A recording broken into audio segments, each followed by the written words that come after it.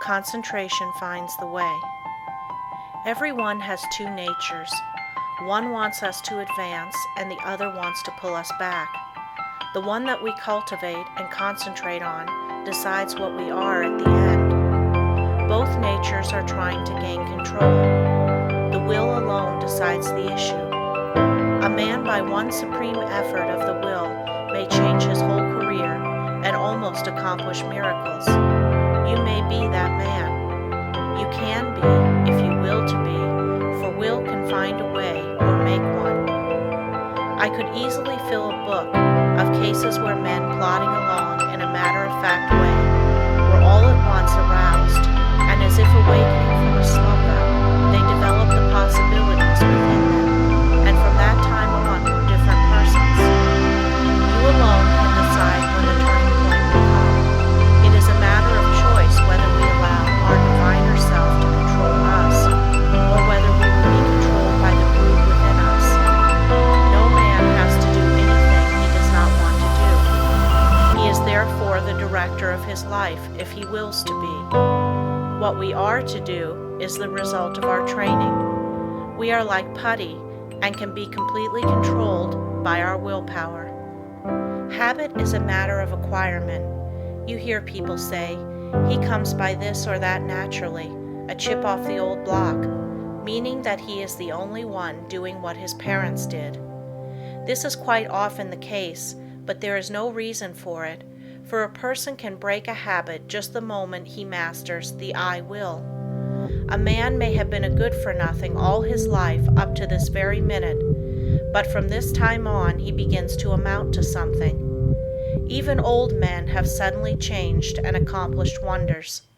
I lost my opportunity, says one. That may be true, but by sheer force of will, we can find a way to bring us another opportunity. There is no truth in the saying that opportunity knocks at our door but once in a lifetime. The fact is, opportunity never seeks us. We must seek it. What usually turns out to be one man's opportunity was another man's loss. In this day, one man's brain is matched against another's. It is often the quickness of brain action that determines the result. One man thinks, I will do it, but while he procrastinates, the other goes ahead and does the work. They both have the same opportunity. The one will complain of his lost chance, but it should teach him a lesson, and it will, if he is seeking the path that leads to success. Many persons read good books, but they say they do not get much good out of them. They do not realize that all any book or any lesson course can do is to awaken them to their possibilities, to stimulate them to use their willpower. You may teach a person from now until doomsday, but that person will only know what he learns himself. You can lead him to the fountain, but you can't make him drink. One of the most beneficial practices I know of is that of looking for the good in everyone and everything, for there is good in all things. We encourage a person by seeing his good qualities, and we also help ourselves by looking for them. We gain their good wishes, a most valuable asset sometimes. We get back what we give out. The time comes when most all of us need encouragement, need buoying up. So form the habit of encouraging others, and you will find it a wonderful tonic for both those encouraged and yourself, for you will get back encouraging and uplifting thoughts. Life furnishes us the opportunity to improve, but whether we do it or not depends upon how near we live up to what is expected of us. The first of each month, a person should sit down and examine the progress he has made. If he has not come up to expectations, he should discover the reason, and by extra exertion, measure up to what is demanded next time. Every time that we fall behind what we plan to do, we lose just so much, for that time is gone forever. We may find a reason for doing it, but most excuses are poor substitutes for action. Most things are possible. Ours may be a hard task, but the harder the task, the greater the reward. It is the difficult things that really develop us. Anything that requires only a small effort utilizes very few of our faculties and yields a scanty harvest of achievement. So do not shrink from a hard task, for to accomplish one of these will often bring us more good than a dozen lesser triumphs. I know that every man that is willing to pay the price can be a success. The price is not in money, but in effort. The first essential quality for success is the desire to do, to be something. The next thing is to learn how to do it. The next to carry it into execution.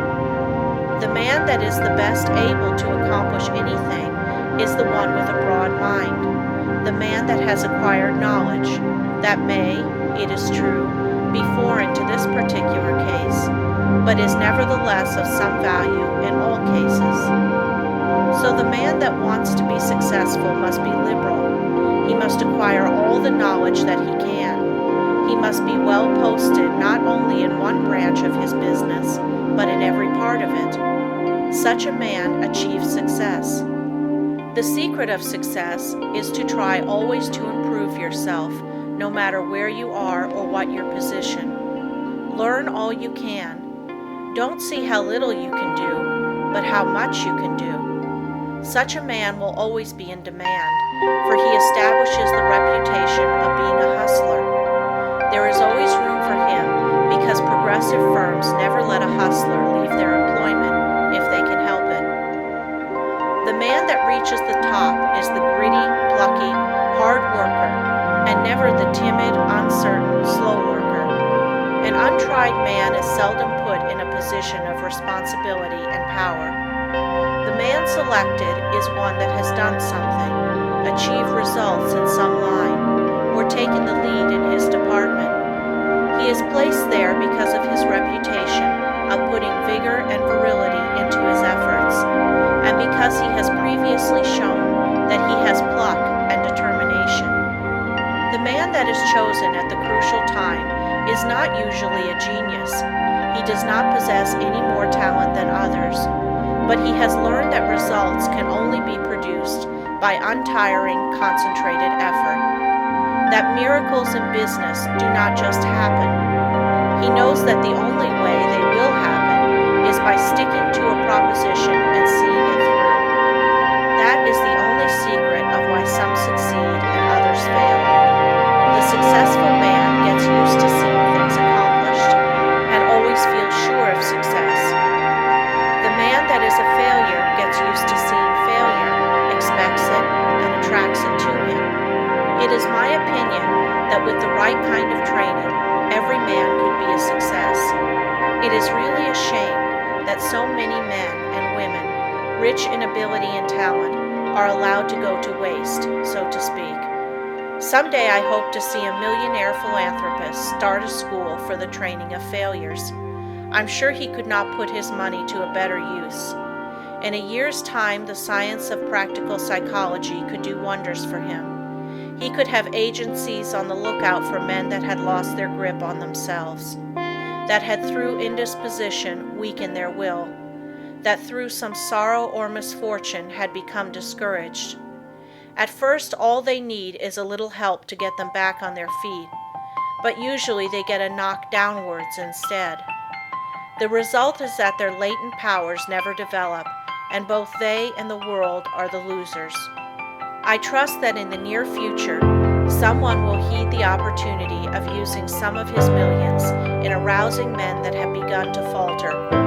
All they need to be shown is that there is within them an omnipotent source that is ready to aid them, providing they will make use of it. Their minds only have to be turned from despair to hope to make them regain their hold. When a man loses his grip today, he must win his redemption by his own will.